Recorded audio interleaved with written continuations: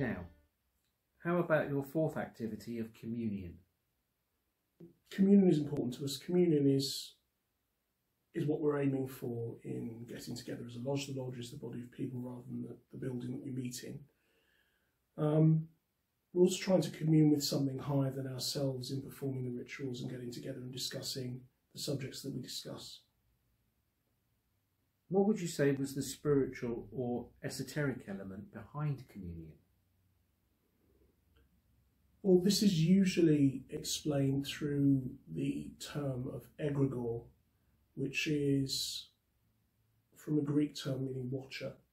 An egregore is, if you like, the occult term for the group mind, the collective composite force of a group of people working together. We believe that the egregore is a very important element to how orders and lodges work, and our order in particular pays quite a lot of attention to the function of egregore and the nature of its maintenance.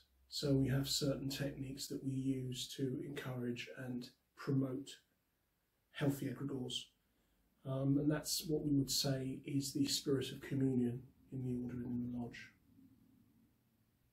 Does the activity of communion extend beyond the lodge work? Well, we try to make sure that it does. You know, we encourage brethren to see each other outside of the lodge, to make friendships, to see themselves as always part of that circle of connection, that chain of union, even when they are working in separate areas or are living their lives.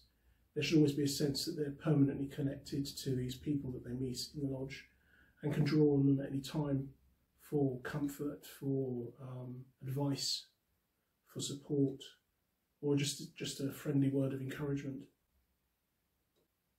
How do extracurricular meetings affect the privacy terms of your NDA? They shouldn't.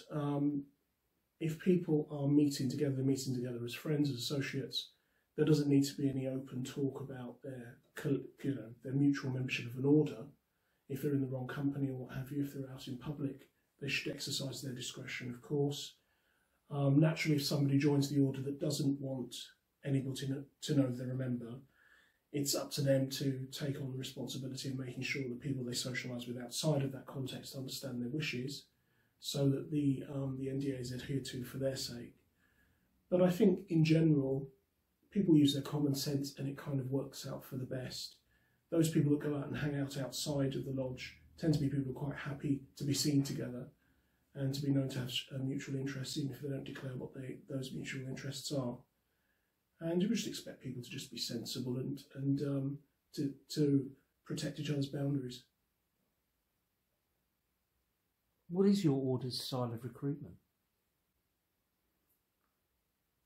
I hadn't really thought whether or not we have a style of recruitment. I think what we wanted to do was be visible for people who wanted to join us. We wanted to make sure that we were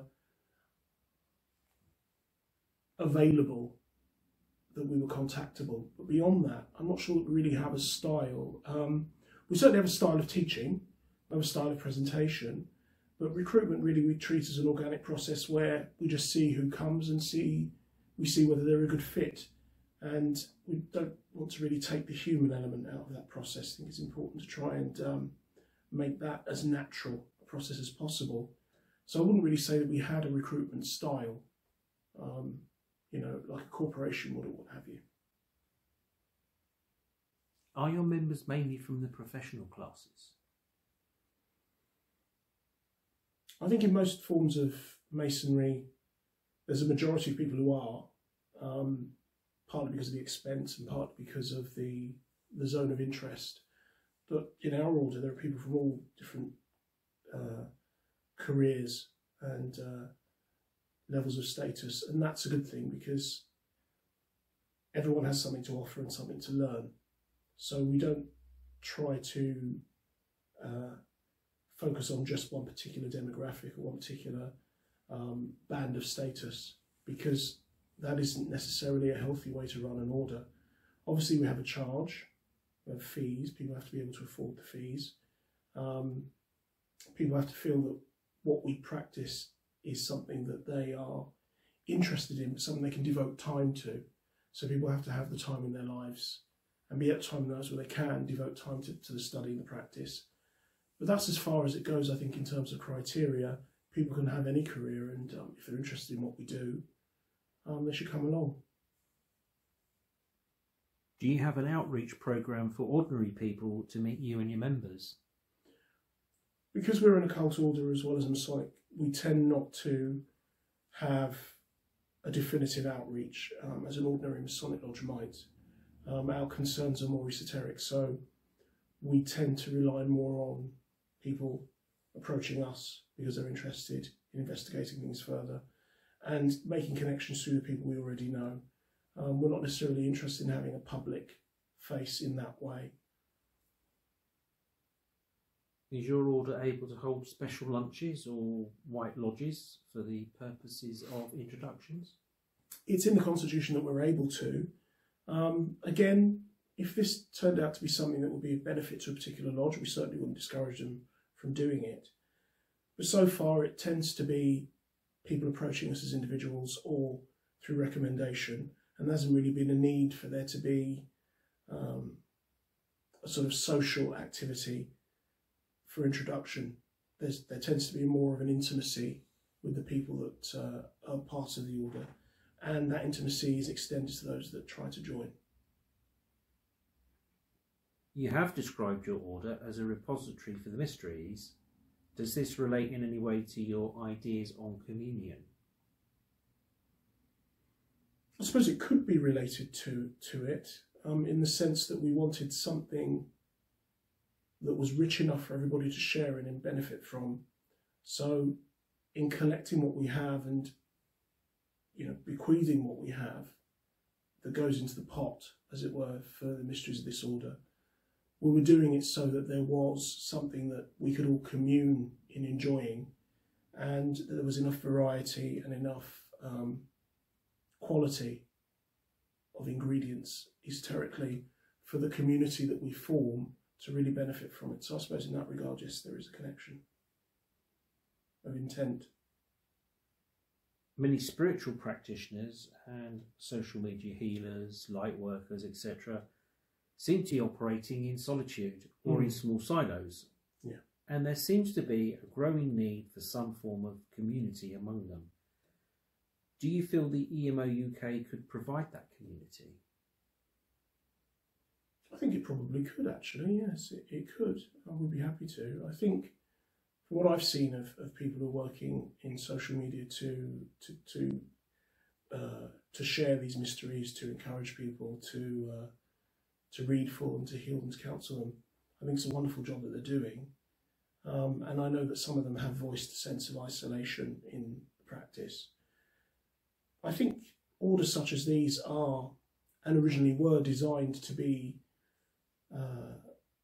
a social support for people who are otherwise engaged in very deep level study, or who were living lives that were very fully engaging.